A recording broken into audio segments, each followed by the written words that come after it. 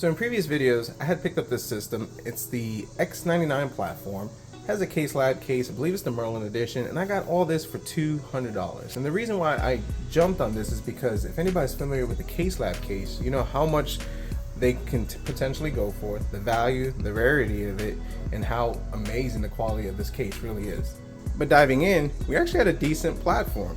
Although almost 10 years, well exactly 10 years old, we have the X99 platform. This is the MSI X99A SLI Plus.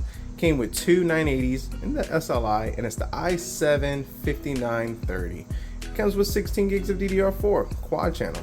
Also, an EVGA 1200 watt power supply, can't turn that down, and some pretty decent water cooling stuff. So all this was included for $200. And like I said, although an older system, there's still some good value. Now when I got in the garage, it did turn on, but the pump wasn't flowing, the water just had particles in it, it was pretty crusty, and I pretty much thought this water cooling system was junk.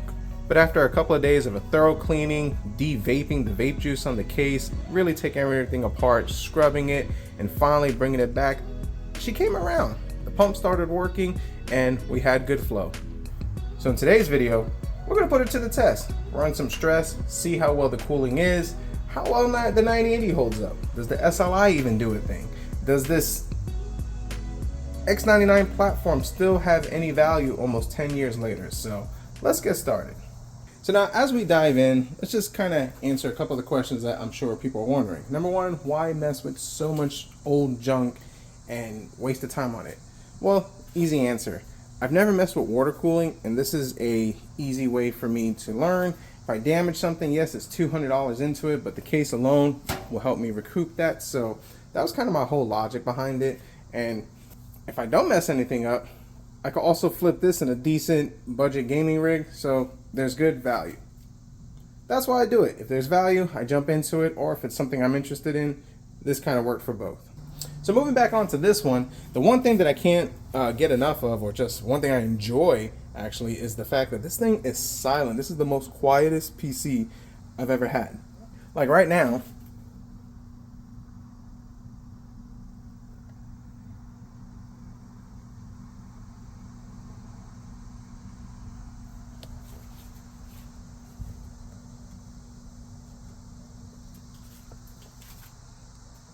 you don't hear the computer. The only noise that you hear is the outside noise, and actually behind this wall is my laundry room, and I'm doing clothes right now, so, well, washing clothes, so yeah, that's the humming noise that you may hear, but this thing is silent.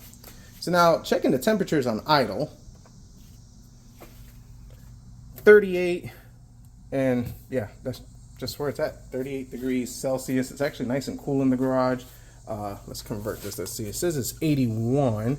Let's go to Celsius, 27 degrees Celsius. So 27 degrees Celsius, 37 degrees Celsius on the computer. So let's go ahead and let's run some Cinebench R23. Let's kind of get an idea of how this thing ranks up years later. So let's do that. We'll let the test run. When we come back, we'll see what the temperature spikes are and what our points is.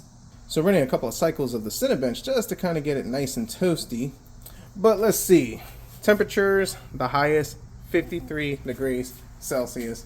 And, you know, she's a stressor. So we're running the multi-core, and our score, let's see, the i7-5930.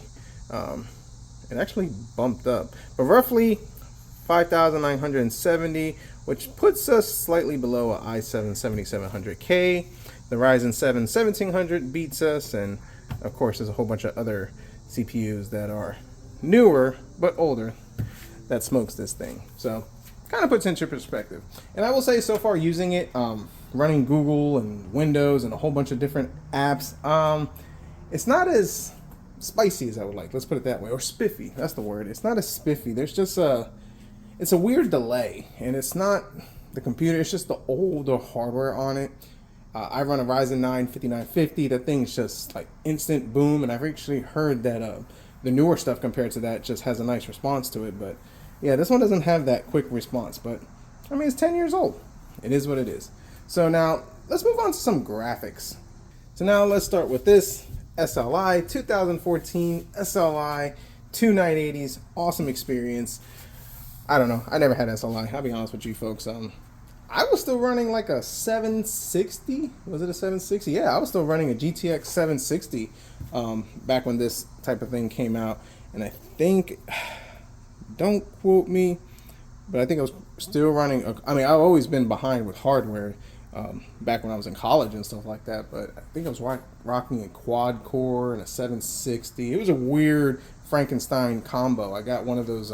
Somebody threw out a new PC that they use for the school systems, and I picked it up, and I was able to scavenge the memory and the CPU, and then kind of makeshift the motherboard into a case and pop in a 760, and that was my gaming rig.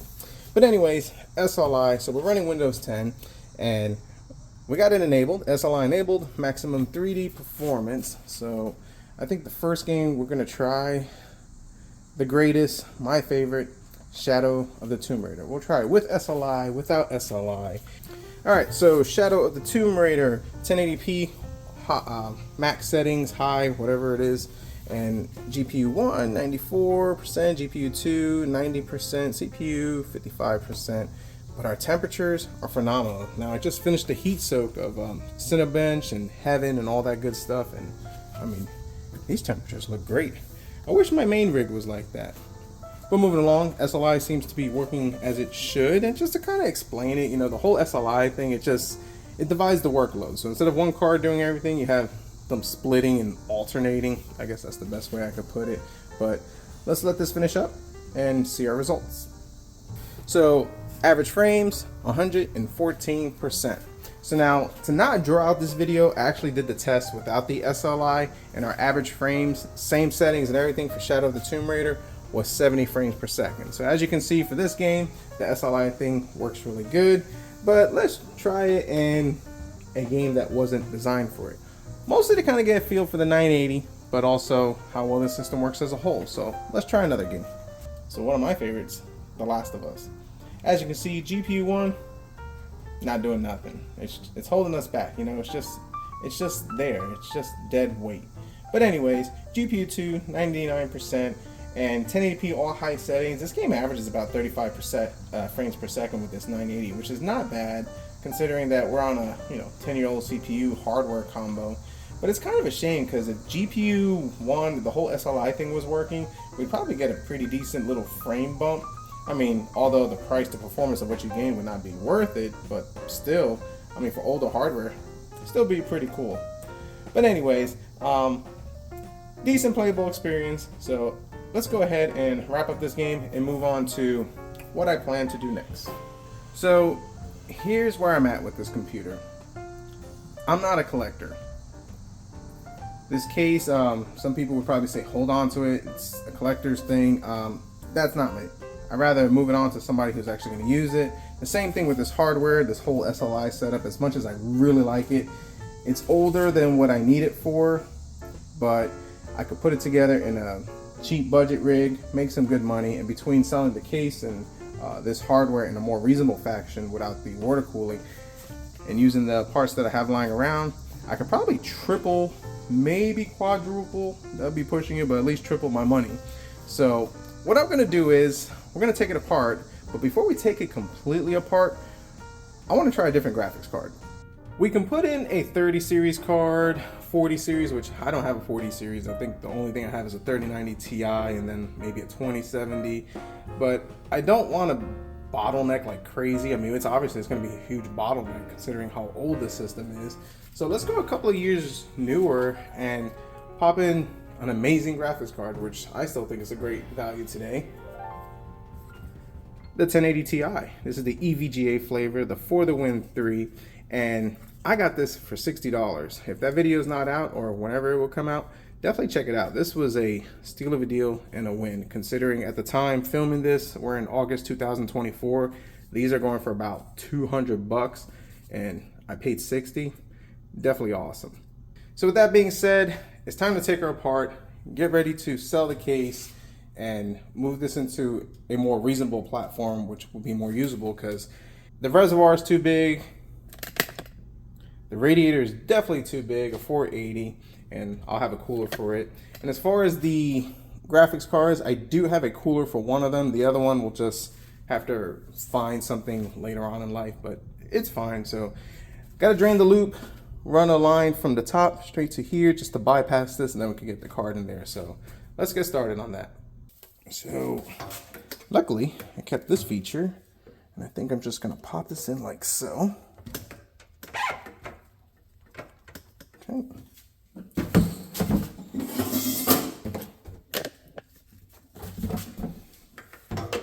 Just gonna use that just like that, primarily because, well, I gotta clean this thing anyways.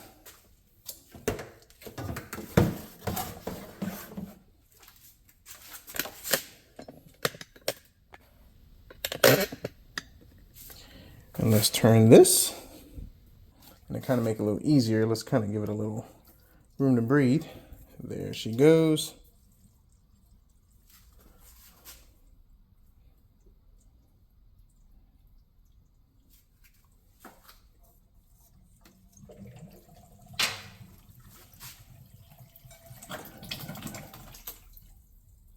My computer sounds like a toilet. Nice. So let me let this finish draining. We'll get these two cards out, and then we'll pop in the 1080 Ti.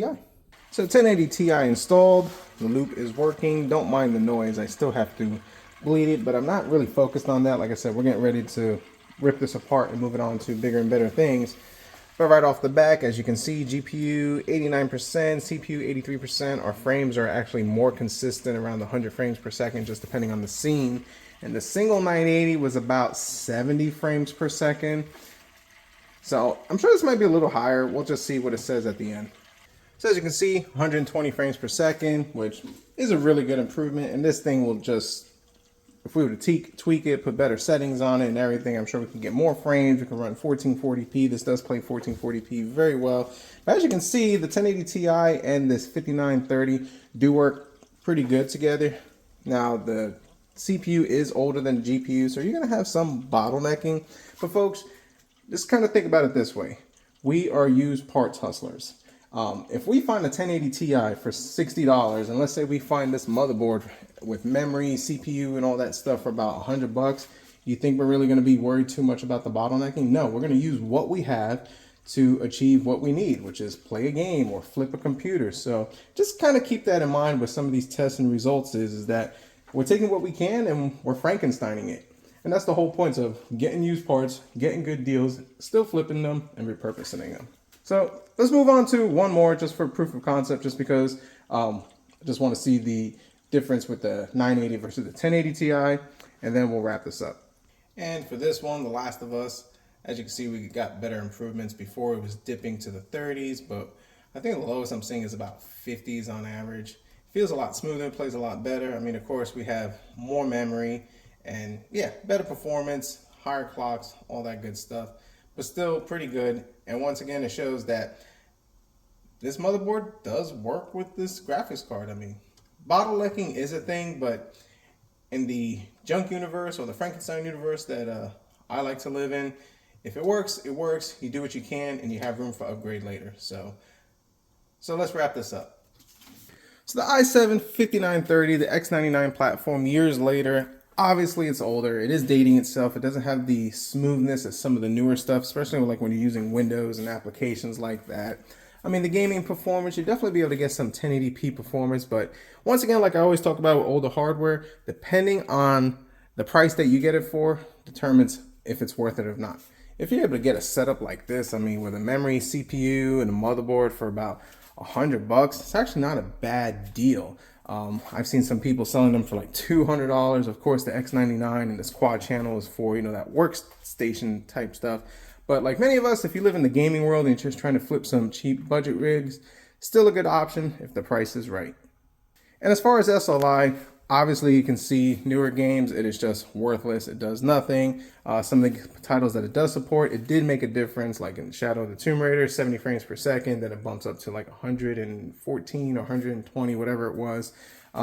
Nice little bump, but I mean, really, when you think about it, the price to performance wasn't not there. And to have two, you know, like 980 Ti's or even the two 1080 Ti's, I mean, that's just flexing. I mean, with the amount these things cost. But cool technology. And as far as this rig, I can't save them all. I can't keep them all. This one is going to be going up to sale, not as is. So I got a couple of cases over here, and I'll probably pop that X99 in there, pair it up with a 980, just one card and some memory, and that thing will be good to go. Sell for a good 1080p gaming PC. And as far as this case, I've had a couple of offers. I might reach out and see if anybody's still interested, because I don't collect this type of stuff. The longer you hold on to it, the less in value some things are worth. And even though there's a good market for this and they are rare, I really don't have the space. I mean, just kind of give you a glimpse. Just look at all the junk computers that I'm getting ready to do videos on and things I haven't even worked on. So regardless, I could take that money, utilize it for more specialty projects, and that would be a lot cool. So comment down below, let me know your thoughts, concerns, criticism. X99, are you still rocking that in your platform? What do you think of SLI? Are any of you still even using SLI in your personal rigs? And do you think it's a smart move to let this case go? If you like this video, definitely hit the like button, subscribe if you're not, and as always, see what we come up with next.